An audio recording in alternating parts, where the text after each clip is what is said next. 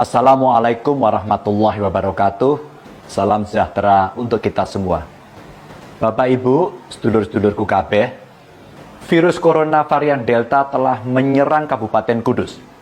Sampai 14 Juni 2021, varian yang konon berasal dari India ini sudah terdeteksi menjangkiti 62 saudara kita yang ada di Kudus. Jelas kita patut waspada, sebab varian Delta inilah yang telah menimbulkan korban jiwa sangat besar di India. Kita tahu varian ini tingkat penularannya sangat cepat. 50% lebih menular daripada varian lainnya. Bahkan di India pernah menyebabkan penambahan kasus 400.000 lebih dalam satu hari. Rumah sakit lumpuh, krematorium kewalahan mengurus jenazah, orang-orang tergeletak meninggal di jalanan. Varian Delta ini bisa dideteksi dari beberapa gejala. Di antaranya gangguan pendengaran, gangguan lambung parah, sampai pembekuan darah. Bapak Ibu, besar kemungkinan jumlah yang tertular varian Delta di Kudus lebih banyak dari yang kita temukan saat ini. Dan sangat terbuka kemungkinan varian Delta ini juga telah masuk ke daerah-daerah lainnya. Analisanya sederhana.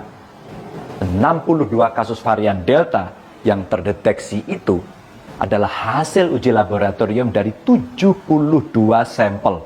Artinya 11% sampel yang kita periksa positif terjangkit varian Delta. Mau dibilang dan dibantah bagaimanapun, penularan COVID-19 di Jawa Tengah sedang tinggi-tingginya dan dengan varian baru yang lebih berbahaya. Saat ini sudah ada 8 daerah di Jawa Tengah yang masuk zona merah. Kudus, Demak, Jeporo, Pati, Grobogan, Kabupaten Tegal, Brebes, dan Wonogiri. Pada 14 Juni 2021 kemarin, penambahan kasus COVID di Jawa Tengah mencapai 1.372 kasus satu hari.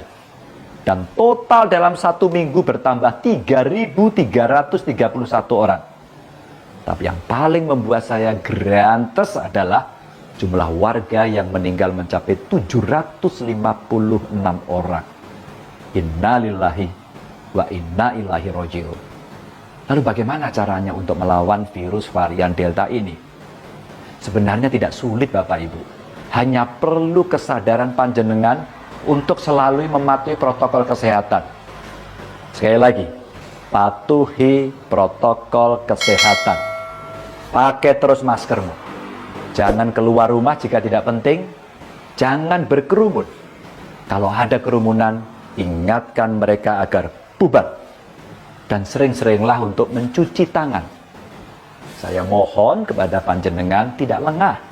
Karena virus varian Delta ini selalu mengintip ketika kita sedang lengah. Mungkin Bapak Ibu kemana-mana selalu memakai masker. Tapi kemudian membuka masker saat selfie, itulah celahnya. Sudah banyak contohnya. Kemarin 13 guru di Sragen positif COVID hanya gara-gara tidak pakai masker saat selfie. Sikap menyepelekan itulah yang membuat kasus di Jawa Tengah terus-terusan naik. Saya meminta kepada seluruh warga Jawa Tengah mulai detik ini juga patuh dan taat pada protokol kesehatan. Kesadaran ini penting Bapak Ibu. Bukan hanya sadar untuk diri sendiri, tapi juga kesadaran untuk saling mengingatkan satu sama lain. Seluruh pemerintahan di setiap level juga saya minta agar selalu mengingatkan warganya untuk taat protokol kesehatan. Untuk teman-teman bupati yang daerahnya masuk zona merah, silakan buat kesepakatan bersama bagaimana mengatasi pelintas batas, orang belanja, orang bekerja, dan lainnya. Termasuk aturan tempat-tempat pariwisata dan kegiatan keramaian lainnya. Jangan sampai ketika satu daerah menutup pariwisata, daerah lain justru membuka. Kalau perlu, gerakan di rumah saja kita lakukan agar segera memperbaiki keadaan. Selain itu, pelaksanaan vaksinasi agar terus saja dipercepat. Pemprov Jateng juga membuka vaksinasi yang diprioritaskan untuk lansia. Silakan panjenengan datang ke Gedung Gradika Bakti Praja di Komplek Gubernuran setiap hari kerja. Tidak perlu berebut, karena vaksinasi ini masih kita buka sampai akhir tahun ini. Syaratnya tidak rumit, cukup bawa KTP. Untuk vaksinasi di kabupaten kota juga akan kita percepat. Kemarin, Menteri Kesehatan telah menyetujui penambahan vaksin di Jawa Tengah. Semoga ikhtiar kita bersama segera membawa kita keluar dari pagebluk ini. Terima kasih. Wassalamualaikum warahmatullahi wabarakatuh.